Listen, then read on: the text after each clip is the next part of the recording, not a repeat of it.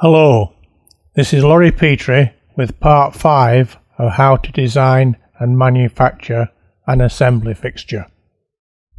That was a 5-second glimpse of what we are going to make, about the same time as you would look into your rear view mirror. With that view, most people can tell almost everything about the vehicles surrounding them or what your passengers are doing.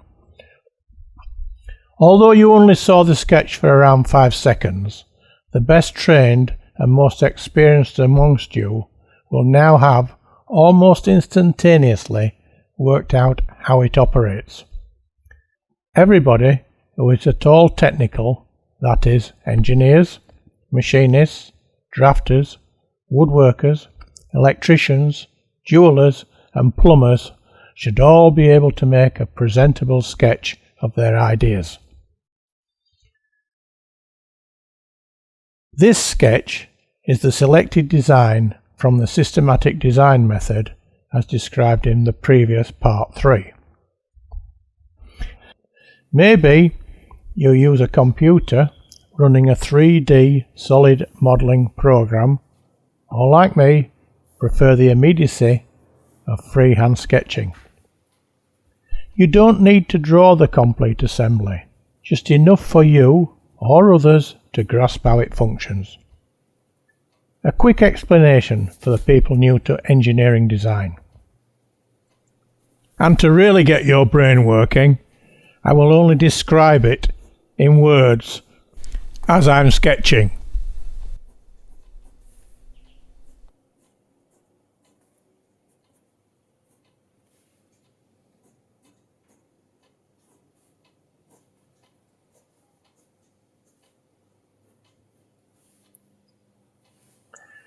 The design consists of 4 identical quadrants.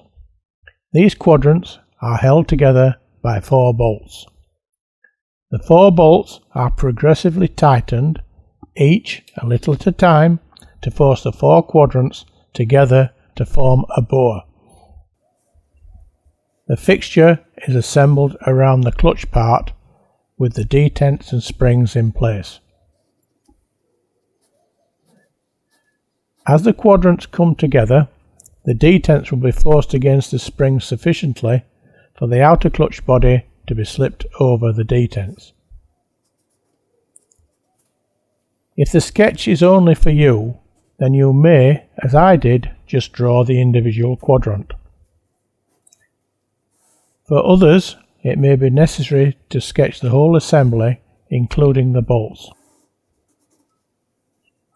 Notice in the part sketch how I have used counterbore holes so that there is not excessive threading to perform.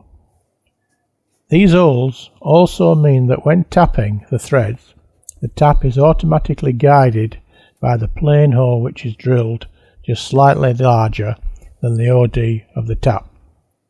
Finally, even on a sketch, I always show important details like the chamfer at the edges of the holes.